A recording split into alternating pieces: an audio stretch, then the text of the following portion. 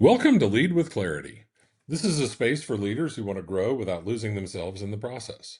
Each episode is a short reflection on leadership, influence, and the inner work that shapes how we show up for others. It's not hype, not noise, just clear thinking for the journey of leading well.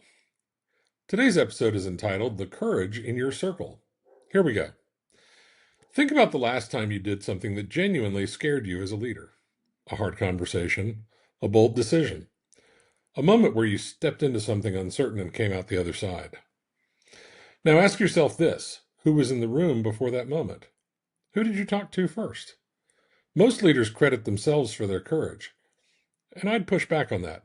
Not to diminish them, but because courage is almost never a solo performance. Seneca, the Roman Stoic philosopher, put it plainly when he said, "It is not that I am brave, it is that those I choose to be with give me courage." Now let's listen to that again. It is not that I am brave, it is that those I choose to be with give me courage. He doesn't say courage comes from within. He doesn't say it comes from discipline or mindset. He says it comes from those he chooses to be with. A philosopher who spent his life thinking about what it means to live well, and his answer to courage was relational proximity. That's not a small thing. I've worked with a lot of senior leaders over the years, and one of the patterns I see most consistently is this. The leaders who navigate hard times well, who make the call no one else wants to make, who hold the line when everything is uncertain, they are almost never operating in isolation. They have a person, sometimes a small group of people, and those people don't tell them what to do. They don't remove the risk. What they do is make the leader feel capable of handling whatever comes. That's borrowed courage, and it's real. The structure of your inner circle is a strategic decision. It's not just about friendship or loyalty, it's about who calibrates your perception of what's possible. That calibration happens every single day, whether you're thinking about it or not.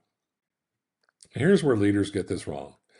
They read Seneca's words and think it's about finding someone brave, finding a mentor who is not afraid, or finding people who will hype them up. That's not it at all.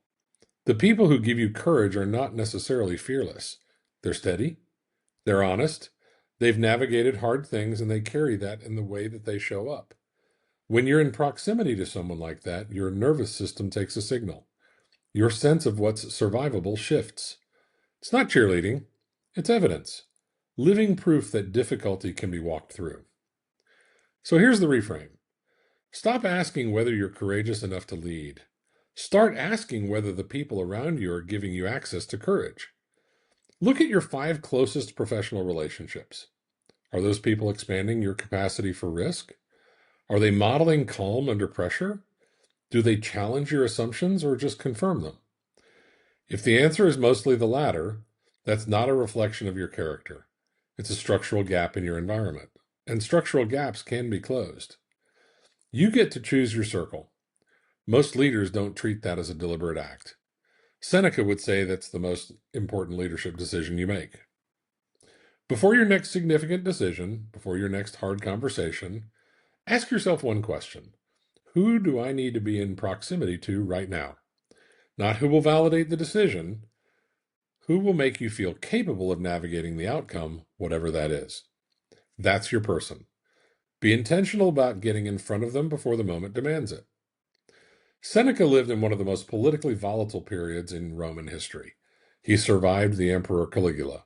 He navigated exile. He served in the court of Nero, and he never stopped writing about how to live well under pressure. His answer was not personal toughness alone. It was intentional community.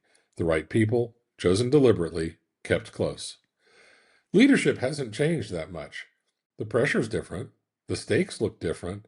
But the need for the right people in your circle is exactly what it has always been. Irreplaceable. Choose your circle like your leadership depends on it, because it does.